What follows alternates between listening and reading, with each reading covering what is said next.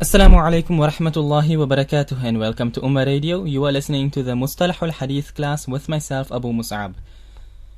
Now the kitab that we are doing is known as Muqaddimatun fi Usul al-Hadith of Mulana Abdul Haq al-Dihlawi rahimahullah. We had just done actually, so to say, one real class from the kitab. The class which came before that was just an introduction to the science of Hadith. So just to recap, in our last class we touched on just what is a hadith, and from there we branched out into another we broke it down into three types. That the hadith consists of a qawl, meaning a statement, a fi'l, an action, and a taqreer, which is an affirmation. So from that point, that again in turn broke down into another further three categories, which was al-marfu', which is a hadith which is linked and attributed to Rasulullah sallallahu alaihi wasallam. The second one was al-mawquf, which was a hadith which stops at a sahabi, and then the last was al-maqtu', which is a narration which ends by a tabi'i. So that is what we had basically done last time, and we stopped at that point in the book itself. It is page 34. If you are looking from the PDF reader, then it's page 36. So that is where we stopped by al-hadithu wal-athar. So we will continue on from there inshaAllah. Bismillah walhamdulillahi wa salatu wa salamu ala rasulillahi wa ala alihi wa sahbihi wa man wala. So he says al-hadithu wal-athar. There are two terms, and I spoke on this last time as well, that you have the term which is known as a hadith, and then you also have this term which is called an athar. What is the difference between the two? Is there a difference between the two? He answers it over here. He says, وَقَدْ خَصَّصَ بَعْضُهُمُ الْحَدِيثَ بِالْمَرْفُوعِ وَالْمَوْقُوفِ إِذِ الْمَقْطُوعُ يُقَالُ لَهُ الْأَثَرِ.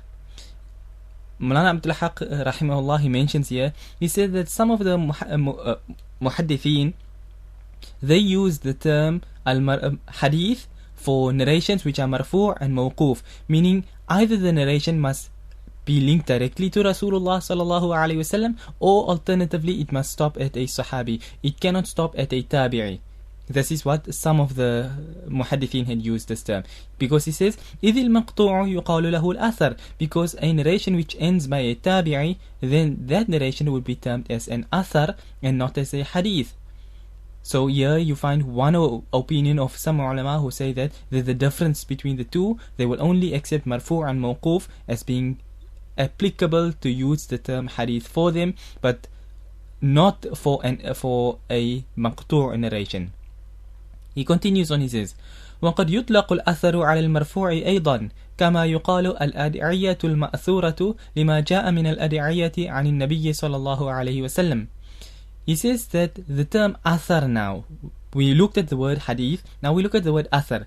This word is used unrestrictedly for marfu' hadith as well. So athar is more encompassing than the word hadith, according to this opinion of some other ulama. That the word okay, basically there are differences of opinions. Some ulama would say hadith would refer to all three types, marfu', mawquf and maqtu', while others would say like this, that it only refers to the two. Now in this case here he says that the term athar is so vast that it encompasses the marfu' narrations, the mawquf narrations, and obviously the maqtu' narrations as well. So he says that this term athar is used unrestrictedly for a narration which is linked and taken and attributed directly to Rasulullah sallallahu alaihi wasallam. He says, for example, like how it is said, al-adiyatul ma'thura, the prophetic supplications. And this term is used for those narrations which has been, for those supplications rather, which has come to us from Rasulullah sallallahu alaihi wasallam. So it's something which has a complete linked chain to Rasulullah sallallahu alaihi wasallam, and yet we use the word athar. Ma'thura is from this word athar. So we use the word athar for marfu' hadith as well. This is what he says here. Now you see in the footnote over here, he just mentioned something, by the way. This is now Mulana Salman Nadwi whose footnote this is.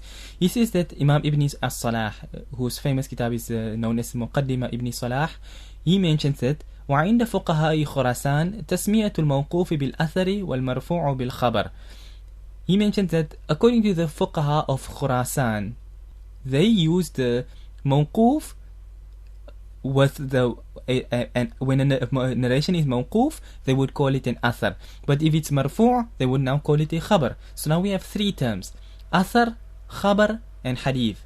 And you'll come to it now as we move on to the next page. But just to continue, he says, وقال أبو القاسم الفوراني الفقهاء يقولون الخبر ما يروى عن النبي صلى الله عليه وسلم والأثر ما يروى عن الصحابة.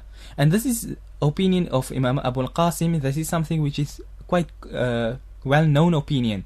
He says that the fuqaha, they say that a khabar, again we're using now the different term khabar, hadith and athar. So a khabar is that narration which is reported from Nabi sallallahu alayhi wasallam, while an athar is that which is narrated from a sahabi. That is why, although like he mentions here, you have kitabs which is known as al-adi'iyatul ma'thura, but the term athar is not used so much in our daily speech. As you would say, the normal layman's terms, athar is not used so commonly as much as the word hadith is. But when it comes to the Sahaba radiyallahu anhum, for the statements of the Sahaba radiyallahu anhum, in layman's terms, it's not generally termed a hadith. So this opinion here of those fuqaha who said and chose to use the word athar for narrations of the Sahaba, you can see that it definitely did have a taking amongst the people. Okay, so that was with regards to the khabar, hadith and athar. So now we move on just for a little bit, last piece. He says قال النووي رحمه الله وعند المحدثين كل هذا يسمى أثرا لأنه مأخوذ من أثرت الحديث أي رويته. He mentions here that Imam al-Nawawi rahimahullah, he says that according to the muhaddithin, all of these terms, whether it's mawquf, marfu' and maqtu', all of them are termed as athar, meaning that the word athar is the most encompassing of all meanings, that everything can fit within this category of athar. Why? Because it is taken from this, and this is now from an Arabic perspective. He says athartul hadith. When if you were to speak and you say athartul hadith, meaning I narrated a hadith, ay rawaytuhu, I narrated a hadith. So that was with regards to that point. That's just a footnote. So that's the end of page 34. We now move on to page 35, which is still continuing the same subject. So he says والطحاوي سمى كتابه المشتمل على بيان الأحاديث النبوية وآثار الصحابة بشرح معاني الآثار. He says that Imam al-Tahawi rahimahullah, he named his kitab, one of Imam al-Tahawi rahimahullah's kitabs, which is quite, so to say, one of the most famous kitabs.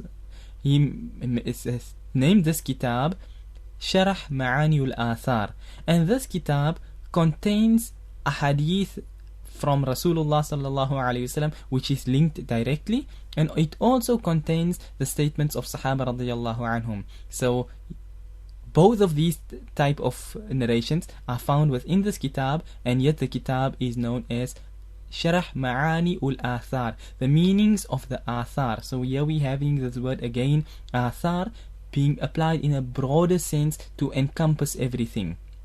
So here what he's just basically trying to do is to show you that although there is a difference of opinion amongst the fuqaha and the muhaddithin as to whether everything can be termed a hadith, whether it's better it be called an athar, whether it's best it be called a khabar, and things like this, although there may be these differences of opinion, but you find ulama having all different views, so therefore there's no harm if you call it a hadith or an athar or a khabar, because as you can see, there were muhaddithin who had named their books and made statements like this in this regard. So that is basically just the one statement which is found on page 35. So in that case we move on to page 36. He moves on, he says وقال السخاوي رحمه الله إن للطبراني كتابا مسمى بتهذيب الآثار مع أنه مخصوص بالمرفوع.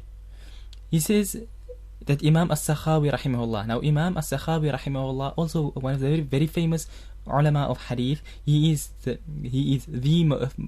as you can say, the most famous student of Imam Ibn Hajar al-Asqalani rahimahullah. And Imam al-Sakhawi rahimahullah is a very famous muhaddith in his own right. So he says that Imam al-Tabarani rahimahullah, he has a kitab, and Imam al-Tabarani rahimahullah has written numerous kitabs on hadith. He has Al-Mu'jam al-Kabir, Al-Mu'jam al-Awsat, Al-Mu'jam al-Saghir, and other kitabs of hadith as well. Now he also has another kitab, all consisting of hadith. And one of the kitabs that Imam al-Tabarani rahimahullah has authored is a kitab by the name of Tahdhibul Athar. Here again, he's just showing that the word Athar is being used to refer to ahadith which are directly attributed to Rasulullah sallallahu alaihi wasallam. He says, مع أنه مخصوص بالمرفوع. Despite the fact that this book of Imam al-Tabarani rahimahullah, it is filled and restricted only to marfu' narrations. There are no narrations which stop at a tabi'i, for example, in this book. Everything is linked directly, attributed to Rasulullah sallallahu alaihi wasallam. But despite that, Imam al-Tabarani rahimahullah named this kitab Tahdhibul Athar, to show that there is absolutely no harm to call a hadith an athar. He says, وَمَا ذُكِرَ فِيهِ مِنَ الْمَوْقُوفِ فَبِطَرِيقِ التَّبَعِ وَالتَّطَفُّلِ. He says that this book of Imam al-Tabarani rahimahullah, he restricted it to narrations which are attributed directly to Rasulullah sallallahu alaihi wasallam. And as for those narrations which he mentions therein, which are mawquf, meaning it stops at a sahabi, he says فَبِطَرِيقِ التَّبَعِ وَالتَّطَفُّلِ, that he mentions this here just as a follow-up, just as a child category, to put it in those terms, meaning that the hadith already exists which is authentic, and this is just another one which is relating to the topic, so therefore he would put it in. Maybe you can say there's a slight change in wording, or a previous authentic hadith, lengthier one has come and this one is a little bit shorter, or something of the sort like this. The narrations are similar. Now this mawquf one, because he has the sanad for it as well, so therefore he included it into the book, not as a freestanding narration, but as a follow-up narration. So the book was basically restricted in those terms to only ahadith which are directly attributed to Rasulullah sallallahu alaihi wasallam. But despite that, he called it Tahdhibul Athar. So here he's just basically showing that the kitab contains very few mawquf ahadith, not as primary sources but more as secondary sources, and it was, so to say, majority of marfu' narrations, and despite that it still got called a book of Athar. That is the only statement on page 36, so therefore we move on to page 37. Now he moves on to the next point. He just touched on it earlier when he said that you have now the term khabar. We had done the word hadith, and now we had touched the word athar. Now we come to the last one, which is al-khabar. So he says al-khabaru wal-hadith. You have two terms now, khabar and hadith. He says wal-khabaru wal-hadithu fil mashhuri bima'na wahid. That according to the well-known view of the ulama, khabar and hadith are synonyms. They have the same meaning. There's no harm in using them interchangeably. وبعضهم خص الحديث بما جاء عن النبي صلى الله عليه وسلم والصحابة والتابعين. Some of the fuqaha, they restricted the word hadith to that which has come from Nabi sallallahu alaihi wasallam and from the Sahaba and the Tabi'in, as we have seen now previously.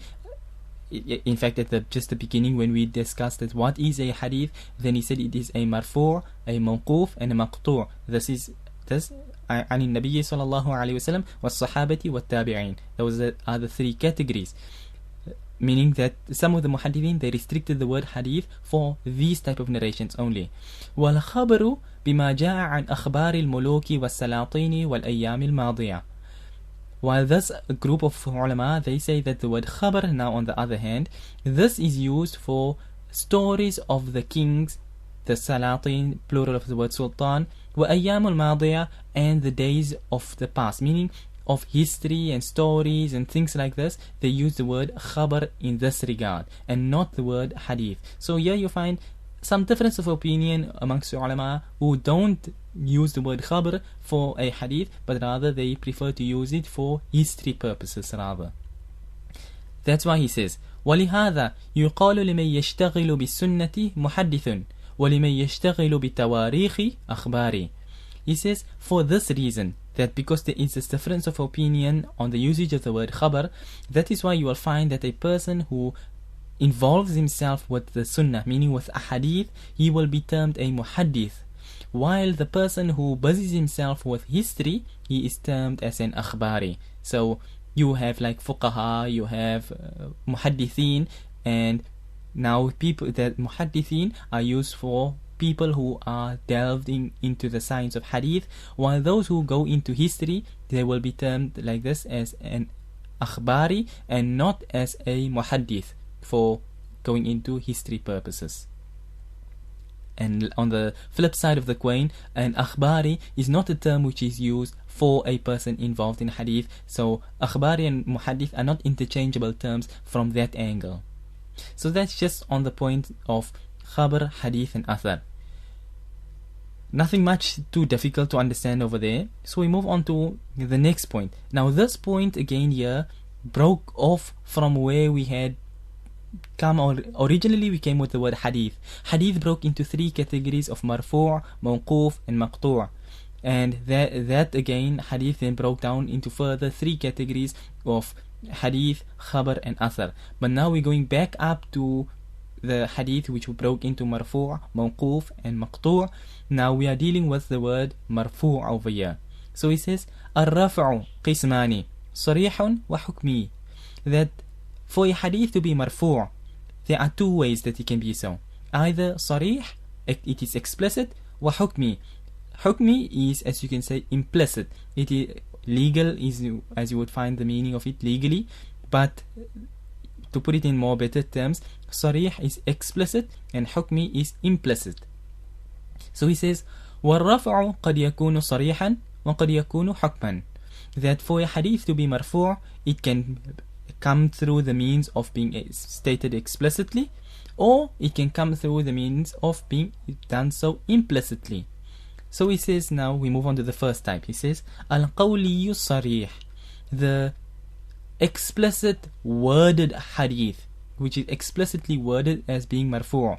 So he says أما صريحا ففي القولي كقول الصحابي رضي الله عنه سمعت رسول الله صلى الله عليه وسلم يقول كذا. For a hadith to be explicitly stated that it is marfu', that it is attributed to Rasulullah sallallahu alayhi wasallam. For example, he says, you find a Sahabi radiyallahu anhu who would say, سمعت رسول الله صلى الله عليه وسلم يقول كذا. And this is one of the most famous words you will find always in hadith.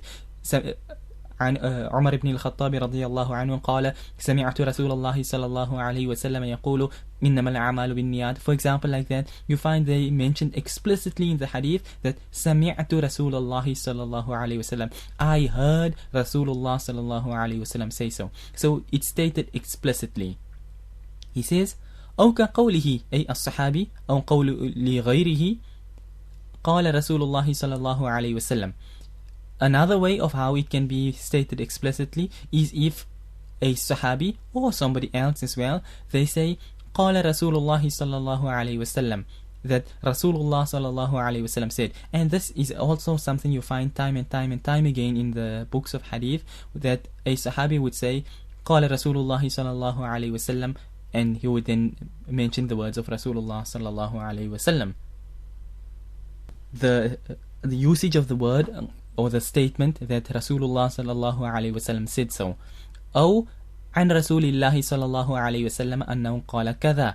Or the third type is, for example, that Rasulullah from Rasulullah sallallahu alayhi wasallam, that Rasulullah sallallahu alayhi wasallam said so. These are all terms that you will find used time and time again in the books of hadith, as the Sahaba radiyallahu anhum, sometimes they say like this سمعت, sometimes they say قال رسول الله صلى الله عليه وسلم or عن رسول الله صلى الله عليه وسلم. These are terms that you will find throughout the books of hadith. Whichever book of hadith you open, you will find time and again these words used like this. So this is one way that a stated hadith is explicitly stated to be marfu' by attributing it directly to Rasulullah sallallahu alaihi wasallam.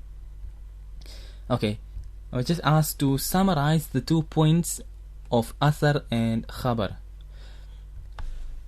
As far as it goes, in our general terms, as he said, that the mashhur view is that athar and khabar are synonyms. So there's nothing really tricky about the whole thing. If you do decide to use a hadith and call it a khabar, there's absolutely no harm in doing so.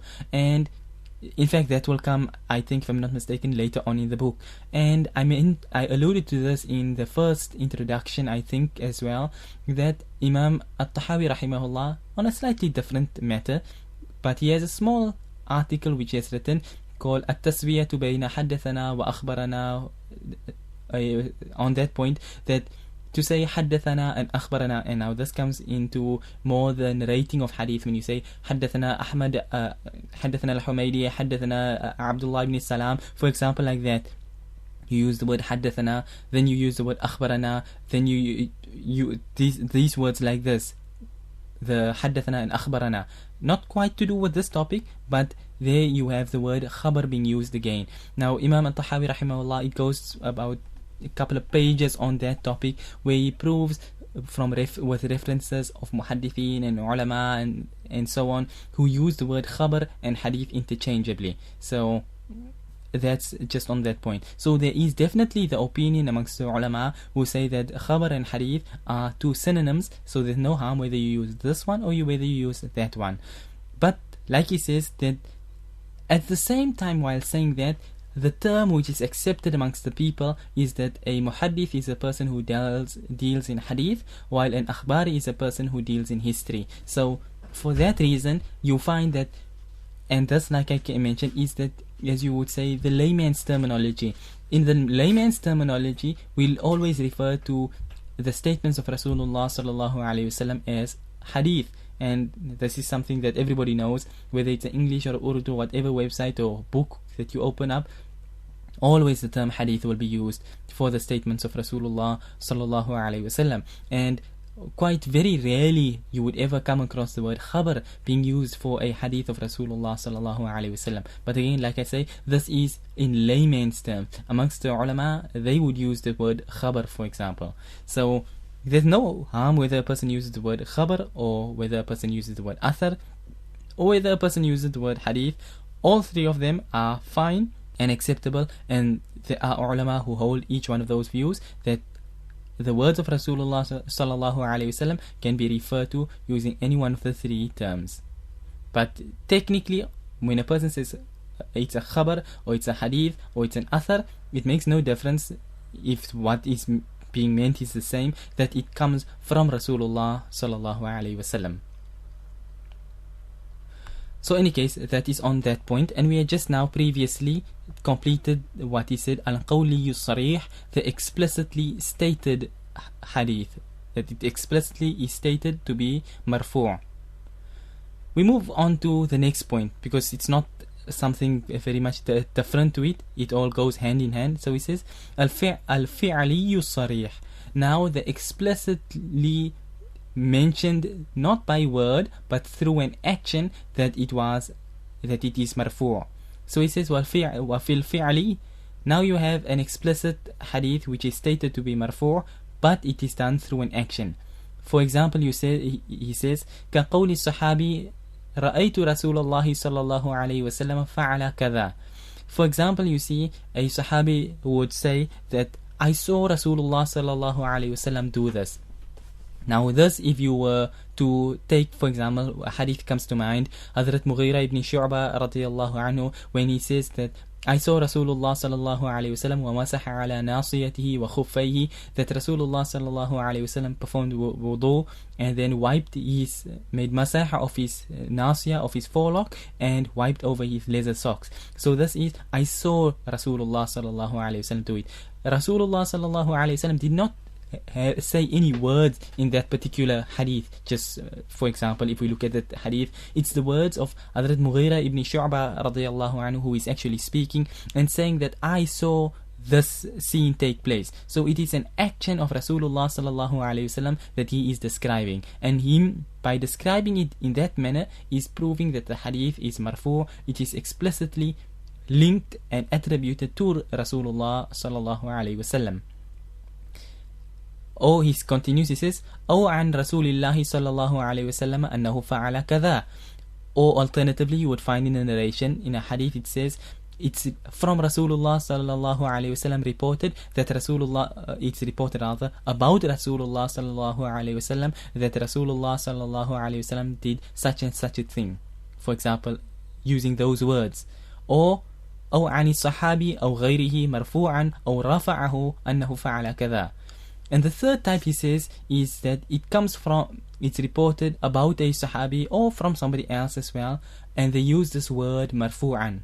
Now, this is, for example, let me give you an example. He says that you would find, for example, a hadith, and the hadith is عن ابن مسعود رضي الله عنه مرفوعا قال رسول الله صلى الله عليه وسلم. You using the word like this, marfu'an, explicitly in this manner.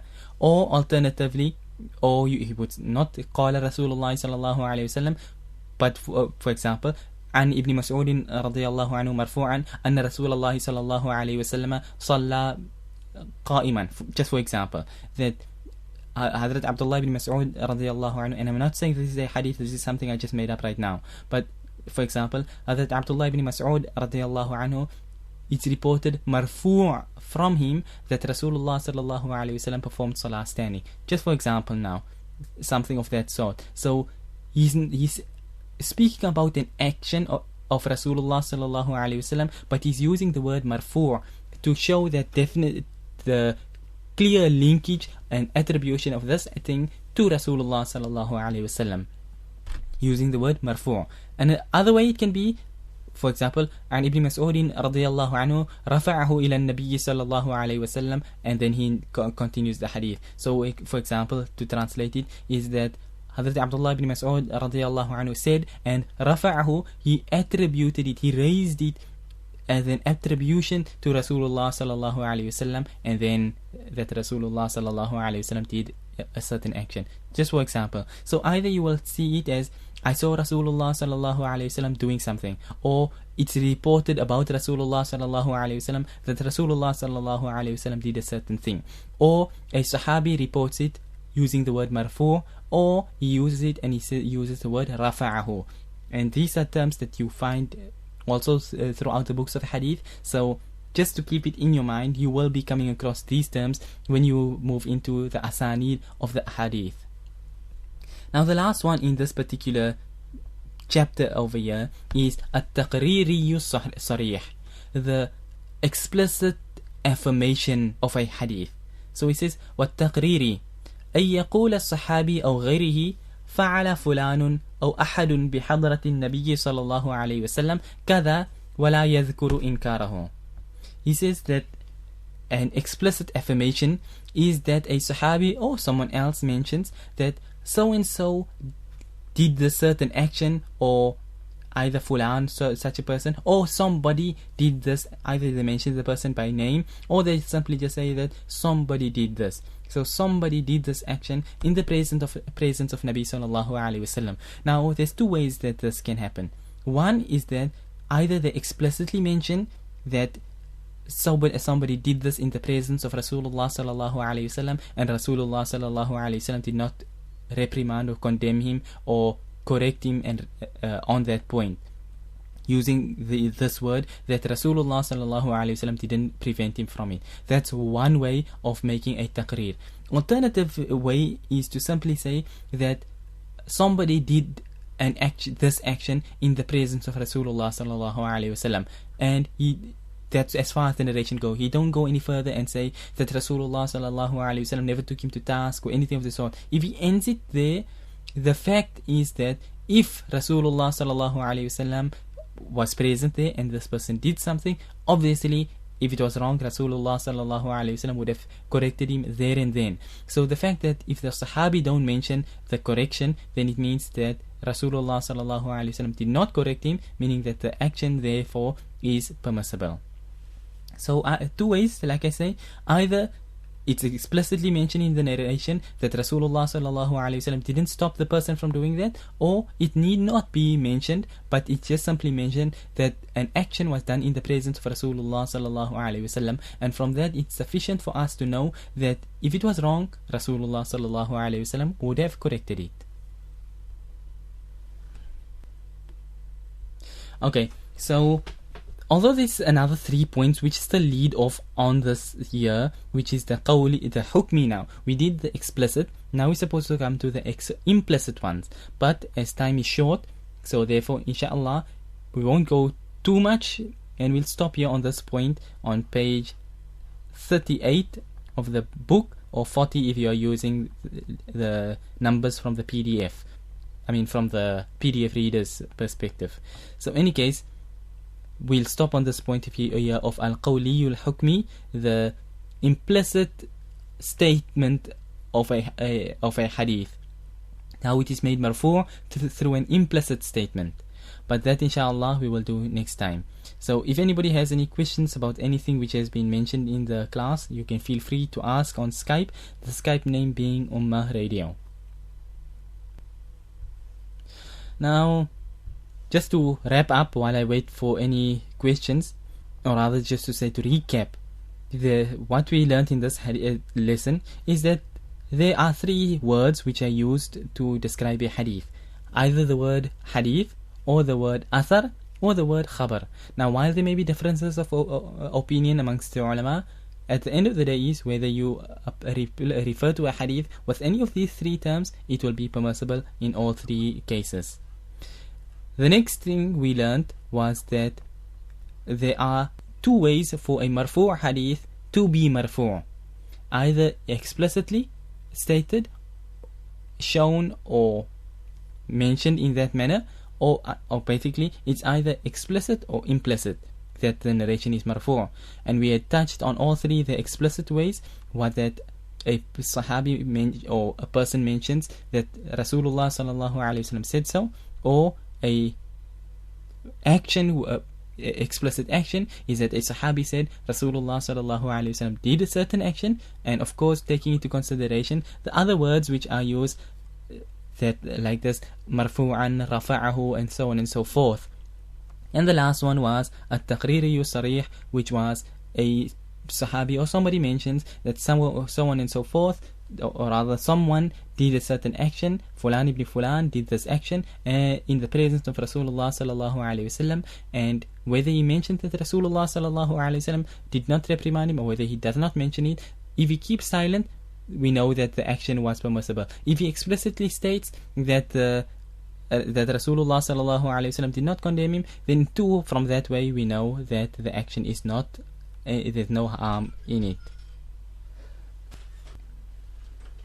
Okay, there's a question here that on page 37 in Al-Khabr wal-Hadith, let me get first to page 37, Al-Khabr wal-Hadith, there's, what's the meaning of the last word before Al-Ayyam? عن أخبار الملوك والسلاطين والأيام الماضية.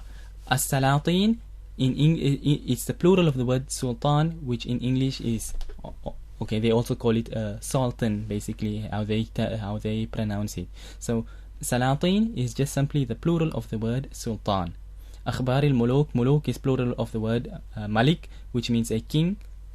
Muluk is plural. Salatin is plural of the word sultan. And ayyam al-madiyah are the days which have passed by. That's the meaning of those 3 words. So next time inshallah we'll touch on the hukmi qawli and the fi'li hukmi and the taqriri hukmi, and that would then end off the discussion on the hadith itself, and will now take us to a new point, to the sanad and the matan. We were just using all our discussion in the last 2 classes basically revolved around the usage of the word hadith and what breaks off from that word hadith as it comes into sub-categories. So that is what the first chapter is dealing with, and we've got the last 3 hukmi, the implicit statement, action and affirmation to deal with, and that is what we will do next week inshallah. So on that point, then inshallah we will end for now, and we will continue again next week Tuesday at 7:30 p.m. GMT or 8:30 p.m. BST inshallah. So we end for now when we say وصلى الله وسلم وبارك على نبينا محمد سبحان الله وبحمده سبحانك اللهم وبحمدك نشهد أن لا إله إلا أنت نستغفرك ونتوب إليك. والسلام عليكم ورحمة الله وبركاته.